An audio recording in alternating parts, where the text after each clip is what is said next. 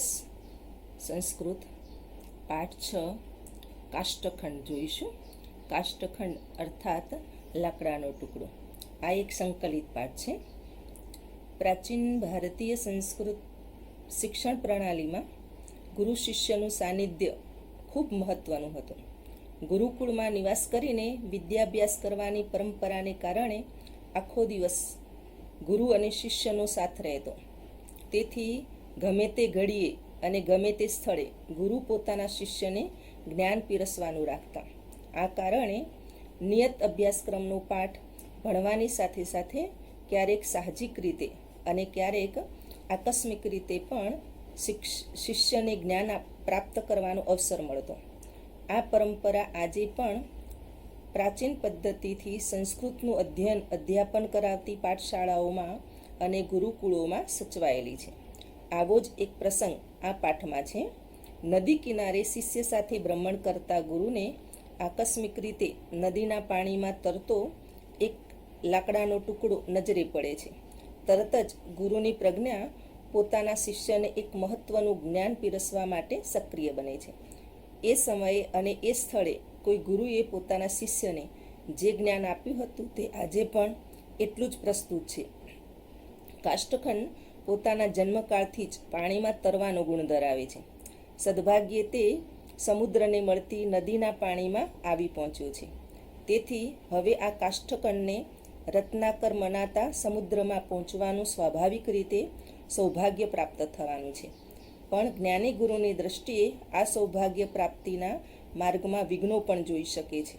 આ વિઘ્નો તરફ પોતાના શિષ્યનું ધ્યાન દોરીને ગુરુ જણાવે છે કે જો આ કાષ્ઠખંડ પોતાને આ વિઘ્નોથી બચાવતો રહે તો જ તે સમુદ્રમાં પહોંચી શકે છે, અન્યથા નહીં. તો આપણે આ પાઠમાં કાષ્ઠખંડને કયા કયા પ્રકારના વિઘ્નો આવે છે એ આપણે જોઈએ છે. માણસને કાષ્ઠખંડ તરીકે અહીંયા કલ્પવામાં આવ્યો છે. પાઠ જુઓ. પાઠ્યપુસ્તક પણ ખુલ્લું રાખશો જેને કારણે તમને વ્યવસ્થિત રીતે સમજાય. ગંગા કિનારે એકઃ ગુરુઃ શિષ્યેણ સહ વર્તમાન આસીત. અહીંયા હું સંધિ છોડીને વાંચશું એટલે ધ્યાન રાખશો. ગંગા કિનારે એટલે ગંગા નદીને કિનારે. શિષ્યેણ સહ એટલે શિષ્યની સાથે. વર્તમાન યાને ફરતો. આસીત યાને હતો. ગંગા નદીને કિનારે એક ગુરુ શિષ્યની સાથે ફરતા હતા. આસીત યાને હતા. સહ જલ પ્રવાહેણ નિયમાનમ કંચન કાષ્ઠખંડમ દર્શયન શિષ્યમાહ અયમ જલ પ્રવાહેણ સહ સમુદ્રમ પ્રાપ્યસી પરંતુ ગમન માર્ગે તીરે સંલગ્નતા ભારાધિક્યેન જલે નિમગ્નતા આવર્તપાતતા નદી જલ વિયોગશ્ચ ઇતિ ચત્વારઃ વિઘ્નાઃ ન ભવેયુઃ તદાએવ. સહ જલ પ્રવાહેણ. સહ એટલે તેઓ યાને ગુરુ. જલ પ્રવાહેણ જલના પ્રવાહમાં. નિયમાનમ યાને લઈ જવાતા. કંચન કાષ્ઠખંડમ કોઈ લાકડાના ટુકડાને. દર્શયન એટલે જોતા. શિષ્યમ આહ શિષ્યને કહ્યું. શું કહે છે આપણે જોઈએ.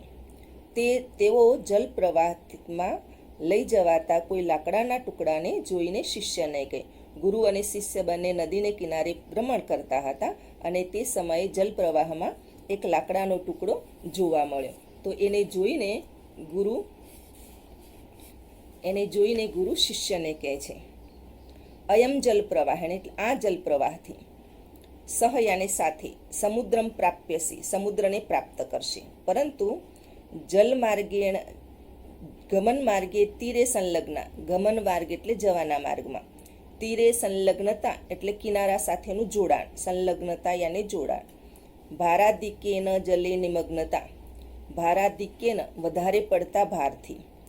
જલે એટલે પાણીમાં. નિમગ્નતા એટલે ડૂબવાનું. આવર્તપાતતા. આવર્તપાતતા એટલે વમળમાં ફસાવું. નદી જલ વિયોગ. નદીના પાણીથી વિયોગ અથવા એનાથી છૂટા પડવું. ચ ઇતિ. ઇતિ એટલે આમ. ચત્વારઃ એટલે 4. વિઘ્નાઃ ન ભવેયુઃ વિઘ્નો ન હોય ન આવે. તદા યાને ત્યારે જ. તો અહીંયા ગુરુ છે ફરતા ફરતા નદીના પાણીમાં એક લાકડાનો ટુકડો તરતો જણાય છે. તો એ જોવે છે અને તરત જ તે શિષ્યને જ્ઞાન આપે છે. શિષ્યને કહે છે કે આ જલપ્રવાહની સાથે તે સમુદ્રને પ્રાપ્ત થશે. અયમ જલ પ્રવાહેણ સહ સમુદ્રમ પ્રાપ્યસી. આ જળ પ્રવાહની સાથે સમુદ્રને પ્રાપ્ત થશે, સમુદ્રને મેળવશે. અયમ એટલે આ તો લાકડાનો ટુકડો.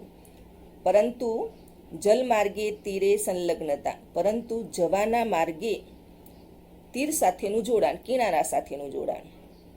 ભારાધિક્યન જલે નિમગ્નતા, વધારે ભારથી પાણીમાં ડૂબવું. આવર્તપાતતા અર્થાત વમળમાં ફસાવું. નદી જલ વિયોગ, નદીના પાણીથી વિયોગ અથવા છૂટા પડવું. આ 4 વિઘ્નો ન હોય ત્યારે, જો આ 4 વિઘ્નો ન આવે ત્યારે જ આ લાકડાનો ટુકડો છે એ સમુદ્રને પ્રાપ્ત થાય, સમુદ્રમાં પહોંચી જાય. જો વચ્ચે એક પણ મુશ્કેલી આવે, કોઈ પણ એક વિઘ્ન આવે તો તે સમુદ્રમાં પહોંચી શકતો નથી. તો કયા કયા 4 વિઘ્નો છે? જવાના માર્ગમાં કિનારા સાથેનું જોડાણ છે. બીજો છે ભારાધિક્યના જલે નિમગ્નતા, વધારે પડતા ભારને કારણે પાણીમાં ડૂબી જવું. આવર્તપાતતા એટલે વમળમાં ફસાઈ જવું. જો વમળમાં ફસાઈ જાય તો પણ તે આગળ જઈ શકતો નથી. નદી જલ વિયોગ, નદીના પાણીથી છૂટા પડવું. જો એ છૂટો પડી જાય તો પણ તે સમુદ્રને પહોંચતો નથી. આમ આ 4 વિઘ્નો ન હોય ત્યારે જ તે સમુદ્રને પ્રાપ્ત કરી શકે છે. આગળ જોઈએ. ગુરુરગ્રે ઉપદિશતિ શિષ્યમ, સંધિ છે ગુરુહુ અગ્રે, ગુરુ આગળ, ઉપદિશતિ ઉપદેશ આપે છે, શિષ્યમ એટલે શિષ્યને. કોને ઉપદેશ આપે છે? શિષ્યને ઉપદેશ આપે છે. ગુરુ આગળ શિષ્યને ઉપદેશ આપે છે. વયમ સર્વે માનવા અપી કાષ્ઠખંડાઃ, વયમ સર્વે માનવાઃ અપી કાષ્ઠખંડાઃ ઇવ. આપણે બધા મનુષ્યો પણ લાકડાના ટુકડા જેવા જ છીએ. એટલે અહીંયા લેખકે આપણને માણસને લાકડાના ટુકડા સાથે સરખાવે છે કે આપણે પણ લાકડાના ટુકડા જેવા છીએ. અસ્માકમ જીવનમ એવ નદી, આપણું જીવન જ નદી છે, નદી જેવું જીવન છે આપણું. પરિવાર પ્રવાહરૂપ, પરિવાર પ્રવાહરૂપ છે. તત્ર સ્નેહરૂપમ જલમ વહતી, ત્યાં સ્નેહરૂપી જળ વહે છે. સ્વકીય પરિવારે જીવનમ જીવંત કાષ્ઠરૂપા વયમ સુખપૂર્ણમ સંસારરૂપમ સમુદ્રમ અવશ્યમ પ્રાપ્તુમ શક્નુમઃ યદિ ચત્વારઃ વિઘ્નાઃ ન ભવન્તિ. યદિ ચત્વાર વિઘ્નાઃ ન ભવન્તિ, જો આ 4 વિઘ્નો ન આવે તો આપણા માટે પણ આ જે લાકડાના ટુકડા માટે જે વિઘ્નો છે એવા જ વિઘ્નો આપણા જીવનમાં પણ આવે છે. તો જો આપણા જીવનમાં વિઘ્નો આવે તો આપણે સુખ પ્રાપ્ત કરી શકતા નથી. સ્વકીય પરિવારે, પોતાના પરિવારમાં, પોતાના પરિવારમાં જીવન જીવતા, જીવંત એટલે જીવતા, પોતાના પરિવારમાં જીવન જીવતા કાષ્ઠરૂપ વયમ, લાકડારૂપ આપણે સુખપૂર્ણ એટલે સુખમય, સુખથી ભરેલા, સુખપૂર્ણ સંસારરૂપ સમુદ્રને, સંસારરૂપી સમુદ્રને અવશ્યમ પ્રાપ્તુમ શક્નુમઃ, અવશ્ય પ્રાપ્ત કરી શકીએ જો આ 4 વિઘ્નો ન હોય. જો આ 4 વિઘ્નો ન હોય તો આપણે પણ જે સુખ મેળવવાનું છે સંસારમાં એ સંસારનું સુખ આપણે પ્રાપ્ત કરી શકીએ. ફરીથી વાક્ય જુઓ. પોતાના પરિવારમાં જીવન જીવતા લાકડારૂપ આપણે સુખમય સંસારરૂપ સમુદ્રને ચોક્કસ પ્રાપ્ત કરી શકીએ જો આ 4 વિઘ્નો ન હોય. જીવને કીદશાહ વિઘ્નાઃ ભવન્તિ ઇતિ શિષ્ય અપૃચ્છત, શિષ્ય અપૃચ્છત, શિષ્ય પૂછ્યું. કોને પૂછ્યું? ગુરુને પૂછ્યું. શું પૂછે છે? જીવને કીદશાહ વિઘ્ના ભવન્તિ, જીવનમાં કેવા વિઘ્નો હોય છે એમ શિષ્યએ ગુરુને પૂછ્યું. શિષ્ય અપૃચ્છત, શિષ્યએ પૂછ્યું. ગુરુ એને જવાબ આપે છે. ગુરુહુ સમુપપાદિશત, સંધિ છે અહીંયા સમ ઉપાદિશ, ગુરુહુ સમ ઉપાદિશ, ગુરુએ ઉપદેશ આપ્યો. શું ઉપદેશ આપે છે જુઓ. નદી રૂપે જીવને આહાર નિંદ્રા ભયાદય તીરભૂતા સંતિ, નદી રૂપે જીવને આહાર નિંદ્રા ભયાદય તીરભૂતા સંતિ, તીરભૂતા એટલે તીરરૂપ બનેલા. નદીરૂપ જીવનમાં, આપણા નદીરૂપ જીવનમાં આહાર નિંદ્રા ભય વગેરે તીરરૂપ બનેલા છે, કિનારારૂપ બનેલા છે. જેમ લાકડાના ટુકડાને નદીમાં આગળ વધતા વધતા ક્યાંક કિનારાનું જોડાણ પણ આવી જાય છે, તેમ આપણા જીવનમાં આહાર નિંદ્રા ભય એ કિનારારૂપ છે, કાંઠારૂપ છે. નદીનો કાંઠો છે, કાંઠારૂપ છે. નદીરૂપ જીવનમાં આહાર નિંદ્રા ભય વગેરે કિનારારૂપ અથવા કાંઠારૂપ બનેલા છે. તીરેષુ સંલગ્નતા નામ આહા નિંદ્રા ભયાદિનામ સેવને સતતમ પ્રવૃત્તિ. તીરેષુ એટલે કાંઠામાં, કિનારા ઉપરનું જોડાણ એટલે આહા નિંદ્રા ભય વગેરેનું સેવનની સતત પ્રવૃત્તિ. કિનારારૂપ જોડાણ એ શું છે? તો આહા નિંદ્રા ભય એની સાથે આપણું સતત જોડાણ એ કિનારા સાથેનું જોડાણ છે. કિનારા પરનું જોડાણ એટલે આહા નિંદ્રા ભય વગેરેના સેવનમાં સતત પ્રવૃત્ત રહેવું. વસ્તુતસ્તુ એની સંધિ છે વસ્તુતઃતુ એટલે હકીકતમાં તો. વસ્તુતસ્તુ આહારાદય સેવનીયા ભવંતી. હકીકતમાં તો આહાર વગેરે સેવવાના થાય છે, લેવાના થાય છે, ભોજન લેવું જોઈએ, એ દરેક માટે જરૂરી છે. હકીકતમાં તો આહાર વગેરે સેવવાના થાય છે. તથાપિ તત્ર સતતમ સંલગ્નતા વિઘ્ન એવ. છતાં પણ ત્યાં સતત જોડાવું એ વિઘ્ન જ છે. એની સાથે સતત જોડાયેલા રહેવું એ વિઘ્ન છે, બાધારૂપ છે. આહા નિંદ્રા ભયાદિષુ સતતમ પ્રવૃત્ત રૂપ વિઘ્ન ભવતી ચેત કાષ્ઠખંડ રૂપા વયમ સુખરૂપમ સમુદ્રમ પ્રાપ્તુમ ન શક્નુમઃ. આહા નિંદ્રા ભય વગેરેમાં સતત પ્રવૃત્ત રૂપ બનવું એ વિઘ્ન થાય છે. તો કાષ્ઠરૂપ લાકડાના ટુકડારૂપ આપણે સુખરૂપ સમુદ્રને પ્રાપ્ત કરી શકતા નથી. એટલે આહા નિંદ્રા ભય વગેરેની સાથે આ પ્રવૃત્તિ સાથે સતત આપણે જોડાયેલા રહીએ તો આપણે સુખરૂપી સમુદ્રને પ્રાપ્ત કરી શકતા નથી. તો અહીંયા આપણને લેખક જણાવે છે કે મનુષ્યએ એની સાથે સતત જોડાયેલા રહેવું જોઈએ નહીં. ભોજન લેવું જોઈએ પણ સતત જોડાયેલું ન રહેવું જોઈએ. એ જ પ્રમાણે નિંદ્રા પણ જરૂરી છે, ઊંઘ પણ એટલી જ જરૂરી છે, આરામ જરૂરી છે, પરંતુ એની સાથે સતત જોડાયેલા રહેવું જોઈએ નહીં. ભય પણ જરૂરી છે, કારણ કે ભય હોય તો જ આપણે સારી રીતે કામ કરી શકીએ છીએ અથવા સતર્ક રહી શકીએ છીએ, પરંતુ એની સાથે સતત જોડાણ એ પણ એક વિઘ્ન જ છે. એટલે આમ આહા નિંદ્રા ભય વગેરે સાથે જોડાયેલું રહેવું જોઈએ નહીં. જો જોડાયેલા રહીએ તો આપણે સુખ પ્રાપ્ત કરી શકતા નથી. આગળ આપણે જોઈએ સામાજિકો વ્યવહાર ભારરૂપો ભવતી. સામાજિક વ્યવહાર ભારરૂપ બને છે. આ બીજું વિઘ્ન છે. પહેલું વિઘ્ન છે કાંઠા સાથેનું જોડાણ. એમાં મનુષ્ય માટે કાંઠારૂપ જોડાણ એ છે આહા નિંદ્રા અને ભય. જ્યારે બીજું વિઘ્ન છે સામાજિકો વ્યવહાર ભારરૂપો ભવતી. સામાજિક વ્યવહાર એ ભારરૂપ બને છે, બોજારૂપ બને છે. યદ્યપિ સામાજિક વ્યવહાર સર્વત્ર એવ અપેક્ષિત ભવતી. જો કે સામાજિક વ્યવહાર બધે જ અપેક્ષિત છે, બધે જ અપેક્ષા રખાય છે, ઈચ્છનીય છે. જો કે સામાજિક વ્યવહાર બધે જ ઈચ્છનીય છે, બધાને ગમે છે અને બધા કરે છે. પરંતુ સહ શક્તિ અતિક્રમ્ય ન ભવે. પરંતુ તેમાં શક્તિનું અતિક્રમણ ન થવું જોઈએ. પરંતુ તેમાં શક્તિનું અતિક્રમણ ન થવું જોઈએ. યે જનાઃ સ્વકીયામ શક્તિમતિક્રમ્ય સામાજિકન વ્યવહારન કુર્વન્તિ તે અતિભારત્વાત નિમજ્જન્તિ એવ. જે લોકો પોતાની શક્તિનું અતિક્રમણ કરીને સામાજિક વ્યવહાર કરે છે તે વધારે પડતા ભારને કારણે ડૂબી જાય છે. એટલે સામાજિક વ્યવહાર છે બોજારૂપ બનવો જોઈએ નહીં તો વધારે પડતા ભારને કારણે માણસ છે તે સુખ મેળવી શકતો નથી અને એમાં હંમેશા ડૂબેલો રહે છે. જે લોકો પોતાની શક્તિનું અતિક્રમણ કરીને સામાજિક વ્યવહાર કરે છે તેઓ વધારે પડતા ભારથી ડૂબી જાય છે જ. નિમજ્જન્તિ જનઃ સુખમયમ સંસાર સમુદ્રમ પ્રાપ્નુમ ન શક્નોતિ. ડૂબેલો માણસ સુખમય સંસાર સમુદ્રને પ્રાપ્ત કરી શકતો નથી. એટલે વધારે પડતો ભાર જેને કારણે ડૂબી જવાય છે. તો લાકડાનો ટુકડો જેમ વધારે પડતા બોજાને કારણે પાણીમાં ડૂબી જાય છે, તે આગળ વહી શકતો નથી, તે સમુદ્રને પ્રાપ્ત કરી શકતો નથી, એમ મનુષ્ય પણ જો વધારે પડતા યાને પોતાની શક્તિ બહારનો જો બોજો ઉઠાવે છે તો એ પણ ડૂબી જાય છે અને જેને કારણે એ પણ આ જે સુખ મેળવવાનું છે સુખ મેળવી શકતો નથી. તો આ સામાજિક વ્યવહાર શું છે?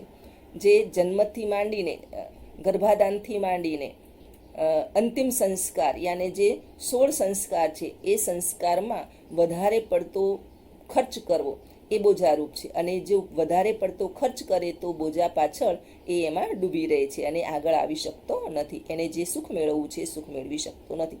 એટલે સામાજિક વ્યવહાર સામાન્ય રીતે કરવો જોઈએ, એમાં વધારે ખર્ચ કરવો જોઈએ ને, એ બોજો ઉઠાવવો જોઈએ ને, તો મનુષ્ય સુખ પ્રાપ્ત કરી શકે છે. ત્રીજો છે વમળમાં ફસાવું તે. સુરાપાનમ, અક્ષક્રીડા, તમાકુ ભક્ષણમ, ચોર કર્મ ઇત્યાદિનામ દુર્વ્યસનાની માનવ જીવને આવર્તભૂતાની સંતિ. તો આ બધા દુર્વ્યસનો કયા કયા છે તે? સુરાપાનમ એટલે મદિરાપાન, અક્ષક્રીડા જુગારની રમત, તમાકુ ભક્ષણમ તમાકુનું સેવન, ચૌર કર્મ એટલે ચોરી વગેરે ખરાબ વ્યસનો માનવ જીવનમાં વમળ જેવા હોય છે. જેમ લાકડાનો ટુકડો વમળમાં ફસાઈ જાય છે, તો મનુષ્ય માટે આ વમળ શું છે? તો એના દુર્વ્યસનો, ખરાબ ટેવો છે, એના વમળ છે. એમાં મદિરા પાન કરે, જુગાર રમે, તમાકુનું સેવન કરે, ચોરી કરે વગેરે દુર્વ્યસનો માનવ જીવનમાં વમળ જેવા હોય છે. એષુ પતિતો જનઃ બહિઃ આગંતુમ ન શક્નોમિ. આમાં પડેલો માણસ બહાર આવી શકતો નથી. એટલે જે દુર્વ્યસનોમાં પડેલો હોય છે તે ઝડપથી બહાર નીકળી શકતો નથી હોતો. ફરીથી જોઈ લું. એષુ પતિતો, એષુ એટલે આમાં એટલે આ દુર્વ્યસનોમાં, પતિતઃ આમાં પડેલો માણસ, બહિ એટલે બહાર, આગંતુમ આવી શકવા માટે શક્તિમાન નથી અથવા આવી શકતો નથી. અતઃ તત્ર પતનમેવ ન ભવેત તાદૃશઃ પ્રયત્ન સતતમ કરણીય ભવતિ. આથી આમાં પડેલો ત્યાં પતન જ ન થાય, આમાં પતન જ ન થાય તેવો પ્રયત્ન સતત કરવાનો થાય છે. એટલે મનુષ્ય એમાં પ્રયત્ન કરવો જોઈએ કે તે આ વમળમાં ફસાય નહીં. કયા વમળ છે? આ દુર્વ્યસનો. મદિરાપાન છે, વમળ સમાન છે, તો મનુષ્ય એમાંથી ઝડપથી નીકળી શકતો નથી. એમ ચોરી એ પણ વમળ છે. આગળ જોઈએ તો જુગારની રમત એ પણ રમત છે. ત્યાર પછી તમાકુનું સેવન એ પણ એક વમળ છે. એ વમળમાં ફસાવવું જોઈએ નહીં. એમાં ન ફસાય એવો એને સતત પ્રયત્ન કરવો જોઈએ. ફરીથી વાક્ય. અતઃ તત્ર પતનમ એવ ન ભવે તાદૃશઃ પ્રયત્ન સતતમ કરણીય ભવતિ. આથી ત્યાં પતન જ ન થાય, ન ભવે એટલે ન થાય, પતન જ ન થાય તેવો પ્રયત્ન સતત કરવાનો થાય છે. એવો પ્રયત્ન મનુષ્ય કરવો જોઈએ, તો તે સુખ મેળવી શકે છે. ये जनाः व्यसनेषु पतिता सन्ति ते तरन्तः अपि एकस्मिन् स्थाने परितः भ्रमन्ति. જે લોકો વ્યસનમાં પડેલા છે તેઓ તરતા હોવા છતાં પણ, તરંત એટલે તરતા હોવા છતાં પણ, એકસ્મિન સ્થાને એક જ સ્થાન પર, પરિતઃ ચારે તરફ, ભ્રમંતી ભ્રમણ કરે છે. જેઓ વ્યસનમાં પડેલા છે તેઓ આગળ વધે છે, પરંતુ તેઓ એક જ સ્થાન પર, યાની ચારે તરફ એક જ સ્થાન પર ભ્રમણ કરે છે. તેઓ સુખ મેળવી શકતા નથી. જે લોકો વ્યસનમાં પડેલા છે તેઓ તરતા હોવા છતાં પણ એક જ સ્થાને ચારે તરફ ભ્રમણ કરે છે. જેમ લાકડાનો ટુકડો ભ્રમણ કરતો રહે છે, વમળમાં ફસાય ત્યારે ત્યાં ભ્રમણ કરે છે અને છેવટે એનો નાશ થાય છે, આગળ વધી શકતો નથી. તેમ મનુષ્ય પણ જો તે વ્યસનમાં પડેલો હોય છે તો એટલામાં તે ફર્યા કરે છે. તેષામ પ્રગતિ બાધિતા ભવતી. તેમાં પ્રગતિ બાધક બને છે, તેની પ્રગતિ થઈ શકતી નથી, અટકી જાય છે. તેમની પ્રગતિ અટકી જાય છે. તતઃ તે સુખાદિ રૂપમ સંસાર સમુદ્રમ પ્રાપ્તુમ નાર્હંતિ. તેથી તેઓ સુખરૂપી સમુદ્રને પ્રાપ્ત કરી શકતા નથી. નાર્હંતિ, ન અર્હંતિ એટલે લાયક નથી, યોગ્ય નથી. તેથી તેઓ સુખાદિરૂપ સંસાર સમુદ્રને પ્રાપ્ત કરવાને લાયક બનતા નથી, યોગ્ય બનતા નથી, એટલે પ્રાપ્ત કરી શકતા નથી. એટલે મનુષ્ય હંમેશા વમળમાં ફસાવવું જોઈએ નહીં. આ બુરી આદતો, જે દુર્વ્યસનો છે, એનાથી દૂર રહેવું જોઈએ. એમાં પડે જ નહીં, એ જ એના માટે ઉત્તમ છે. આગળ જોઈએ. પરિવારાત મુખત્વમ એવ નદી જલ વિયોગ. પરિવારથી વિમુક્તા, એ જ નદીના પાણીથી છૂટા પડવાનું છે. મુખત્વમ એટલે વિમુક્તા, એનાથી દૂર રહેવું. પરિવારથી દૂર રહેવું, પરિવારથી વિમુખ, એ જ નદીના પાણીથી છૂટા પડવાનું છે, વિયોગ છે. સામાન્યતયા પરિવારે નિવસંત એવ વયમ સંસાર સમુદ્રમ પ્રાપ્તુમ સમર્થાઃ ભવામઃ. સામાન્ય રીતે પરિવારમાં વસતા જ આપણે સંસારરૂપ સમુદ્રને પ્રાપ્ત કરવા માટે સમર્થ થઈએ છીએ. સામાન્ય રીતે પરિવારમાં રહેતા જ આપણે સંસારરૂપી સમુદ્રને પ્રાપ્ત કરી શકીએ છીએ. પરંતુ યદિ કશ્ચિત જનઃ સ્વાર્થવશાત ક્રોધવશાત વા પરિવારાત પ્રતિમુખો ભવતિ સહ અપી નદી જલ વિયુક્ત કદાચિત અપી જ્ઞાનેન સુખેન ચ પૂર્ણમ આનંદમયમ સંસાર સમુદ્રમ ન પ્રાપ્નોતિ. પરંતુ જો કોઈ વ્યક્તિ, કશ્ચિત જન એટલે કોઈ વ્યક્તિ, પરંતુ જો કોઈ વ્યક્તિ સ્વાર્થવશાત એટલે સ્વાર્થને કારણે, ક્રોધવશાત ક્રોધને કારણે, વા એટલે અથવા, પરિવારાત પ્રતિમુખો પરિવારથી વિમુખ થાય છે.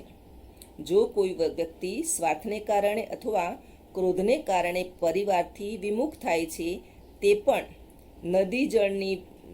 નદીના પાણીથી વિમુખની જેમ ક્યારે પણ જ્ઞાન અને સુખથી પૂર્ણ આનંદમય સંસાર સમુદ્રને પ્રાપ્ત કરી શકતો નથી.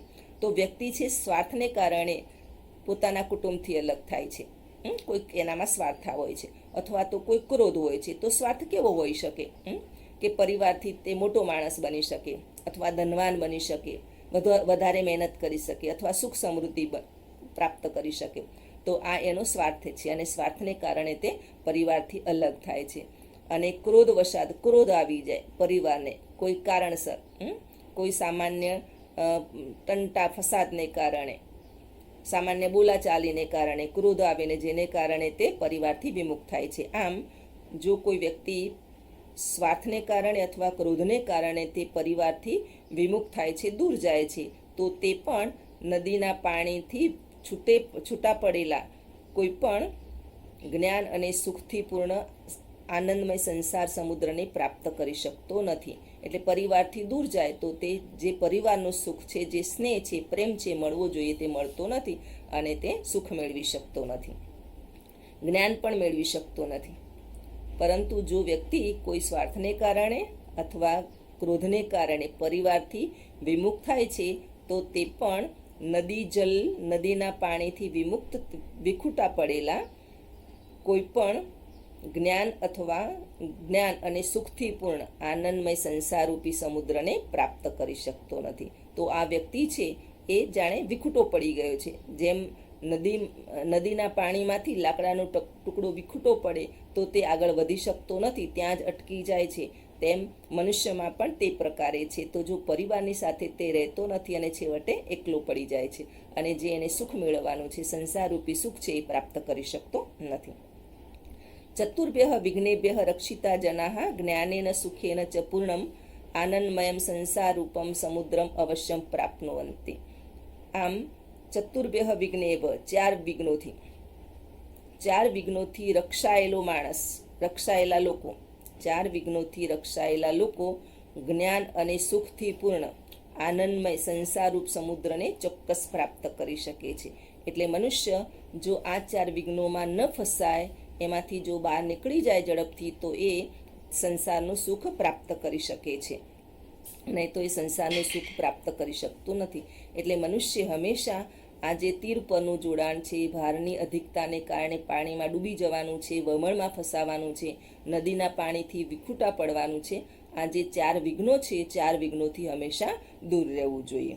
આપણે જોઈએ આગળ તો આહા, નિંદ્રા, ભય વગેરે સાથે સતત જોડાયેલા રહેવું. તો એને સતત જોડાયેલા રહેવું જોઈએ નહીં, તો તે સુખ મેળવી શકે છે. બીજું વિઘ્ન છે સામાજિક વ્યવહાર, જે શક્તિ બહારનો કરે છે. જો શક્તિ બહારનો કરે તો તે એમાંથી બહાર નીકળી શકતો નથી. તો એને મનુષ્ય સામાજિક વ્યવહાર પોતાની શક્તિ પ્રમાણે કરવું જોઈએ, વધારે પડતો કરવો જોઈએ નહીં તો બોજને કારણે તે આગળ વધી શકતો નથી, સુખ મેળવી શકતો નથી. ત્રીજું વ્યસન છે વ્યસનોથી દૂર રહેવું. જો મનુષ્ય વ્યસનોથી દૂર રહે તો તે સુખ મેળવી શકે છે, અને જો વ્યસનમાં પડેલો હોય છે તો વમળમાં ફસાયેલા લાકડાની જેમ તે ત્યાં જ ફર્યા કરે છે, આગળ વધી શકતો નથી. છેલ્લું છે સ્વાર્થને કારણે અથવા ક્રોધને કારણે પરિવારથી જે દૂર રહે છે, તો તે પણ સુખ મેળવી શકતો નથી. એટલે મનુષ્ય હંમેશા સ્વાર્થ છોડી દેવો જોઈએ, ક્રોધ છોડી દેવો, શાંતિથી પોતાના પરિવારની સાથે જીવન વિતાવવું જોઈએ. જો મનુષ્ય શાંતિથી આ ચાર વિઘ્નોને દૂર કરી શકે છે, અથવા એમાં ફસાતો જ નથી, તો જ તે આગળ વધી શકે છે અને તે સંસારના સુખોને પ્રાપ્ત કરી શકે છે. આપણે આગળ જોઈએ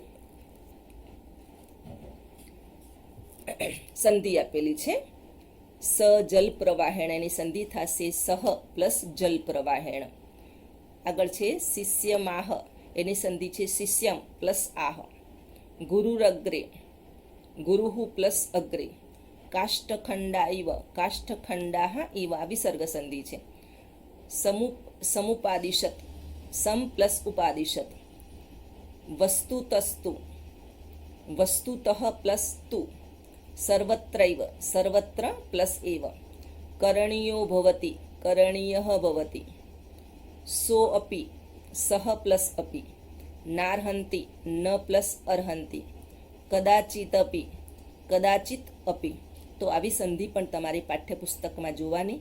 એની સાથે સાથે પાઠ્યપુસ્તકમાં અભ્યાસ આપેલો છે જે સંધિ છે, તો સંધિના નિયમો આપેલા છે તે પણ તમે વાંચતા રહેશો, કે જેને કારણે તમને સંધિના નિયમો આવડે અને ઝડપથી સંધિ કરી શકતો. કેટલાક પાઠમાં શબ્દો આપેલા છે. ગંગા તીરે, જો પેલા જ વાક્યમાં છે ગંગા તીરે, ગંગા, અને ત્યાર પછી એ જ લાઈનમાં કંચન છે અને કાષ્ઠખંડ છે. આ ત્રણ શબ્દોને જુઓ બરાબર. ગંગા કેવી રીતે લખાય? ગંગા આપણે લખીએ તો ગ ઉપર અનુસ્વાર આવે છે, અહીંયા અનુનાસિક મુકાયેલો છે, તો અને અનુનાસિકનો નિયમ પણ તમે ધોરણ 9માં અભ્યાસ કરી ચૂકેલા છો. તો એનો નિયમ શું છે? જે અક્ષર ઉપર અનુસ્વાર આવતો હોય તેના પછીના અક્ષરના વર્ગનો અનુનાસિક ત્યાં મૂકવામાં આવે છે. તો અહીંયા ગંગા જોઈએ તો ગંગા ઉપર ઘ ઉપર અનુસ્વાર આવે અને પછી પણ ગ છે, તો જ્યાં અનુસ્વાર આવે એના પછી અનુનાસિક મૂકવામાં આવે છે, એના અક્ષર પછી. તો ગ વર્ગનો અનુનાસિક મૂકવામાં આવે છે. તો આપણે જોઈએ તો ક, ખ, ગ, ગ અને અંગ, તો અંગ મૂકેલો છે. તો જે અક્ષર ઉપર અનુસ્વાર આવતો હોય એના પછીના અક્ષરના વર્ગનો અનુનાસિક અહીંયા છે અંગ. એ જ પ્રમાણે કંચન, તો ક ઉપર અનુસ્વાર આવે તો અહીંયા ચ વર્ગનો અનુનાસિક ચની આગળ મૂકેલો છે. ત્યાર પછી કાષ્ઠખંડમ, ખંડ, તો ડ વર્ગનો અનુનાસિક મુકાય છે. ટ, ઠ, ડ, ઢ, અણ મુકાયેલો છે, એટલે કાષ્ઠખંડ. આવા શબ્દો પણ તમારે પાઠ્યપુસ્તકમાં પાઠ વાંચતા હોય ત્યારે જોવા, કે જેને કારણે તમને એમાં સરળતા રહે અને આગળ જતાં કોઈ મુશ્કેલી પડે નહીં. તો આપણે આ પાઠમાંથી પ્રશ્નોનો જવાબ પૂછાય અને ટિપ્પણ પૂછાય, જે 2 માર્ક્સમાં, જો આપણે ટૂંક નોંધ કહી શકીએ તો 2 માર્ક્સમાં તે પૂછાઈ શકે છે. તો આપણે એ પ્રમાણે તૈયારી કરશું, સ્વાધ્યાય પૂરું લખશું, અનુવાદ પણ લખવાનું રહેશે. અસ્તુ.